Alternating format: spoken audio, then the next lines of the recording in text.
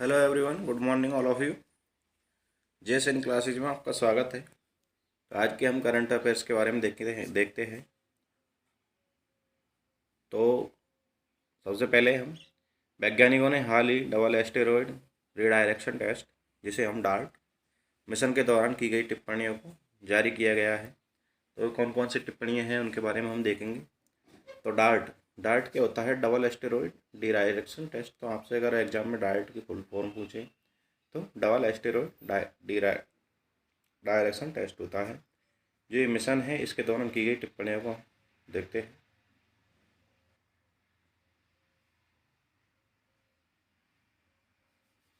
तो ये है डार्ट डबल क्षुद्रग्रह जो पुनर्निर्देशन परीक्षण है। इसे हम हिंदी में इसका डबल क्षुद्रग्रह पुनर्निर्देशन परीक्षण डार्ट का मिशन के बारे में इसमें देखते हैं। तो नासा और डार्ट, नासा का जो डार्ट मिशन है एक अंतरिक्ष यान था जिसे काइनेटिक इम्पैक्टर काइनेटिक इम्पैक्टर जो टेक्निक होती है, इसे हम सरल शब्दों में अगर कहे तो किसी चीज़ को दूसरी चीज़ में तोड़ना होता है। तो सरलता शब्दों में इसको हम काइनेटिक इम्पैक्टर जो टेक्निक होती है, इसको सरलतम शब्दों में किसी चीज़ को दूसरी चीज़ में तोड़ना होता है। तो इसका उपयोग करके जो ग्रहों की रक्षा के लिए एक क्षुद्र ग्रह को विक्षेपित करने की विधि का जो परीक्षण करने के लिए डिजाइन किया गया था। तो नासा का जो डार्ट मिशन है, ये एक अंतरिक्ष यान था जिसे हम काइनेटिक इम्पैक्टर टेक्निक का उपयोग करके जो ग्रहों की रक्षा के लिए एक क्षुद्र ग्रह को विक्षेपित करने के लिए इस विधि का परीक्षण करके इसके लिए डिजाइन किया गया था।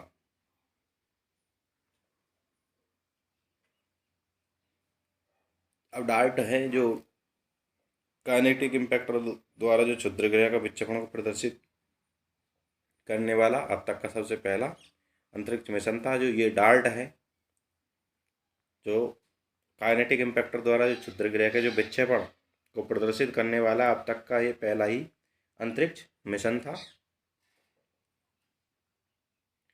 अंतरिक्ष यान का जो लक्ष्य है 160 मीटर चौड़ा एक क्षुद्र ग्रह था जिसे डिमॉर्फोस के नाम से जाना जाता है। जो ये अंतरिक्ष यान था, इसका जो लक्ष्य था वो 160 मीटर चौड़ा एक क्षुद्र ग्रह था जिसे हम डिमॉर्फोस के नाम से जाना जाता है, और जो कि एक बड़े क्षुद्र ग्रह डीडीमॉस के चारों ओर ये क्या करता है, एक हमें एक चंद्रमा है।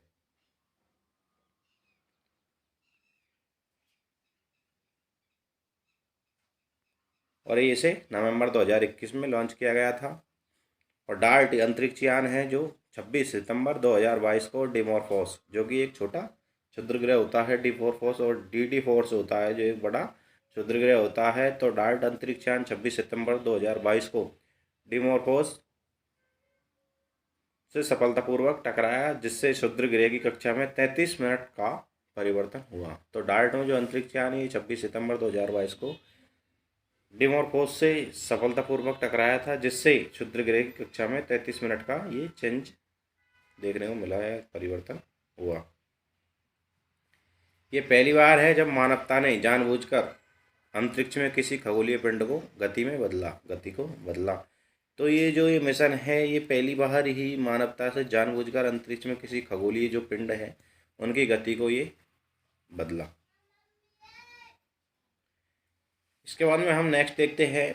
एक रूसी पनडुब्बी ने हाल ही में ही एक ड्रिल में 1000 किलोमीटर से अधिक भूमि लक्ष्य को भेदने के लिए जापान के सागर में एक कैरियर क्रूज मिसाइल का इस्तेमाल किया गया है। इसके बारे में हम देखेंगे। तो जो कैलिवर क्रूज मिसाइल है, इसका इस्तेमाल किस प्रकार से किया जाता है, क्यों है, ये खबरों में इसके बारे में देखते हैं। तो खबरों में क्यों है इसके लिए हम देखते हैं। तो यूक्रेन में जो हमला करने के लिए रूस द्वारा जो कैलिवर मिसाइलों का इस्तेमाल किया गया है, तो अभी जो यूक्रेन में जो हमले हुए थे उसमें के लक्ष्यों पर क्या किया जाता है, तो हमला करने के लिए रूस द्वारा ये कैलिवर मिसाइलों का इस्तेमाल किया गया है।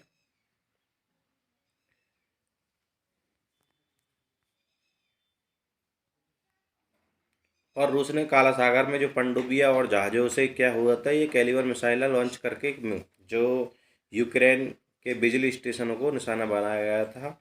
तो जो कैलिबर मिसाइल है, इनसे क्या किया था, जो रूस में काला सागर में जो पनडुब्बियाँ और जो जहाज़ों में कैलिबर मिसाइल लॉन्च करके यूक्रेन के जो बिजली स्टेशन हैं उनको इससे निशाना बनाया गया था। अब कैलिबर मिसाइल के बारे में देखते हैं हम क्या है। तो ये अब ये जहाज़, जो कैलिबर मिसाइल होती है, ये क्या करती है, जहाज़, पनडुब्बी और सतह और हवा से क्या करती है, ये लॉन्च की जाने वाली क्रूज मिसाइल का एक रूसी परिवार है जो शत्रुतापूर्ण युद्धपोतों और भूमि लक्ष्यों को क्या करता है, ये निशाना बनाता है। जो कैलिबर जो मिसाइल है, ये जहाज, पनडुब्बी, सतह और हवा से लॉन्च की जाने वाली एक क्रूज मिसाइल का एक रूसी परिवार है जो शत्रुता पूर्ण युद्धपोतों और भूमि को क्या करता है, ये लक्ष्यों को निशाना बना सकता है। इसके बाद में हम देखते हैं इस परिवार में विभिन्न प्रकार की विभिन्न मिसाइलें शामिल हैं जो सामान्य डिजाइन और सुविधाओं को साझा करती है। तो इसमें और भी है मिसाइल। तो इस परिवार में और भी हम इस परिवार या इस समुदाय या फिर इस जो क्रूज मिसाइलें हैं, इनमें और भी विभिन्न प्रकार की मिसाइलें शामिल है जो सामान्य डिजाइन सुविधा को क्या करती है, साझा करती है। अब वे रूस के अल्माज एंटी कारपोरेशन द्वारा विकसित तो डेवलप की गई है और निर्मित किए गए थे। तो ये जो क्रूज मिसाइल है या फिर हम कैलिबर मिसाइल जिसे हम बोल सकते हैं, तो ये रूस के अल्माज एंटी कारपोरेशन द्वारा ये किया गया जाता है, इनका विकसित और निर्मित किए गए हैं। अब इनके हम विशेषता के बारे में देखते हैं। तो सभी मिसाइलों का जो व्यास है वो 533 में समान है और ये एक पनडुब्बी के मानक टॉर्पीडो ट्यूब में फिट बैठता है। तो ये जो मिसाइल का व्यास है वो 533 मिलीमीटर के समान है और ये एक पनडुब्बी के मानक टॉर्पीडो के ट्यूब में ये क्या हो जाता है, ये फिट बैठता है। और ये मिसाइल पारंपरिक या फिर हम इसे एटम या फिर परमाणु हथियार ले जा सकती है। ये मिसाइल है ये पारंपरिक तरीके से या फिर परमाणु हथियार भी ये ले जा सकती है।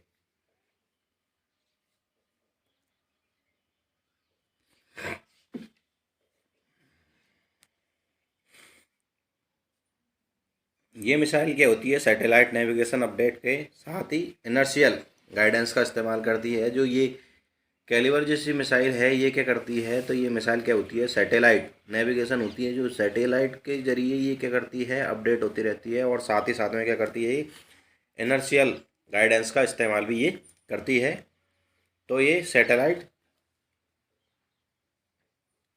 के अनुसार क्या होती है, नेविगेशन या सैटेलाइट के जरिए ये अपडेट रहती है।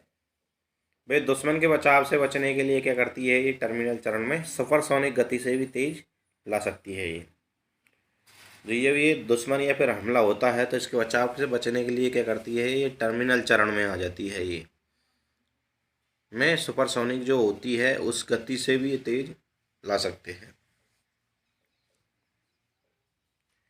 अब इसकी रेंज के बारे में बात करते हैं हम, कितनी रेंज तक ये क्या करती है। तो ये इसके रेंज के बारे में देखते हैं। तो ये रेंज के आधार पर 200 किलोमीटर से 2500 यानी 2500 किलोमीटर के बीच में ये होता है। तो हम जो कैलिबर मिसाइल है इसकी रेंज के बारे में बात करते हैं। तो इसके प्रकार के आधार पर 200 किलोमीटर से ये 2500 किलोमीटर के बीच में भी ये आ सकती है। इसके बाद में हम देखते हैं कुछ मुगल शासन के दौरान हुए युद्धों के बारे में देखते हैं। तो इसमें पानीपत की जो पहली लड़ाई हुई थी वो कब हुई थी, तो इसके बारे में देखते हैं। तो पानीपत की जो पहली लड़ाई है वो 1526 में बाबर द्वारा भारत में क्या किया था, मुगल साम्राज्य की स्थापना। तो पानीपत की पहली लड़ाई हुई थी वो बाबर द्वारा भारत में मुगल साम्राज्य की स्थापना करने के ऊपर हुई थी। तो ये 1526 में हुई थी।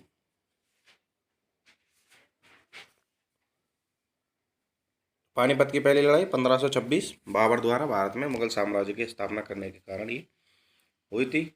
इसके बाद में देखते हैं खानवा की लड़ाई, ये 1527 में हुई थी। इसमें क्या हुआ था, बाबर ने मेवाड़ के जो राणा सूंग और उसके सहयोगियों को क्या करा था, इसमें हराया था। तो बाबर ने जो खानवा की लड़ाई हुई थी ये 1527 में बाबर ने मेवाड़ के जो राणा सूंग और उसके सहयोगी को क्या करा था, इसमें पराजित किया था। इसके बाद में जो हम देखते हैं घाघरा की लड़ाई जो 1529 में हुई थी। बाबर ने अफगान और बंगाल के जो सुल्तान थे उसके संयुक्त बलों को इसमें क्या किया था, पराजित किया था या फिर हराया था। तो बाबर ने अफगान और बंगाल के सुल्तान को संयुक्त बलों पर हराया था आगरा की लड़ाई में। इसके बाद में देखते हैं हम चौसा की लड़ाई। चौसा की लड़ाई वो 1539 में हुई थी। इसमें क्या हुआ था, शेरशाह सूरी ने हुमायूं को हराया था चौसा की लड़ाई में। 1539 में ये लड़ाई हुई थी। इसके बाद में देखते हैं पानीपत की जो दूसरी लड़ाई हुई थी वो 1556 में हुई थी। इसमें क्या हुआ था, अकबर ने हिंदू राजा जो हेमू को इसमें क्या किया था, पराजित किया गया था। इसके बाद में देखते हैं हम थानेसर की लड़ाई जो 1567 में हुई थी। इसमें क्या कहा था, अकबर ने सन्यासियों के दो प्रतिद्वंदी समूहों को क्या कहा था, इसमें हराया था। इसके बाद में देखते हैं हम तुकरोई की लड़ाई जो 1575 में हुई थी। इसमें क्या किया था, अकबर ने बंगाल और बिहार के जो सुल्तान थे उनको इसमें पराजित किया। हल्दी घाटी की लड़ाई जो 1576 में, इसमें क्या किया था, मुगल सेना के जो राजा मानसिंह और मेवाड़ के जो राणा प्रताप के बीच में क्या हुआ था, इसमें अनिर्णायक युद्ध हुआ था। तो हल्दी घाटी की लड़ाई जो 1576 में मुगल सेना के जो राजा मानसिंह और मेवाड़ के राजा राणा प्रताप के बीच में क्या हुआ था, इसमें निर्णायक युद्ध हुआ था। इसके बाद में समूहगढ़ की लड़ाई जो 1658 में हुई थी। ये औरंगजेब और मुराद बख्श ने दारा सिकोही को क्या किया था, इसमें पराजित किया था। इसके बाद में हम देखते हैं खाजवा की लड़ाई जो 1559 में हुई थी। इसमें औरंगजेब ने अपने भाई शाह भुजा को इसमें पराजित किया था। देन इसके बाद में देखते हैं सराय घाट की लड़ाई जो 1671 में, इसमें अहोम साम्राज्य के जो लाची बोरू खान ने राम सिंह के नेतृत्व में वाली मुगल सेना को इसमें क्या किया था, हराया था। इसके बाद में देखते हैं जो करनाल की लड़ाई 1739 को, इसमें क्या किया था, नादिर शाह ने मुगल बादशाह मोहम्मद शाह को हराया और मयूर सिंहासन और कोहिनूर हीरे सहित मुगल खजाना लूटा था। तो करनाल की लड़ाई जो 1739 में, इसमें क्या किया था, जो नादिर शाह ने मुगल बादशाह मोहम्मद शाह को हराया था और मयूर सिंहासन और इसमें जो कोहिनूर हुए सहित जो मुगल खजाना को इसमें क्या हुआ था, लूट हुई थी। Thank you. अगर आपको ये वीडियो पसंद आई हो तो लाइक करें और चैनल को सब्सक्राइब करें और बेल आइकन को दबाना न भूलें ताकि अगली क्लास डालते आपके पास नोटिफिकेशन पहुंच जाए। जय हिंद। नेक्स्ट जल्दी मिलेंगे।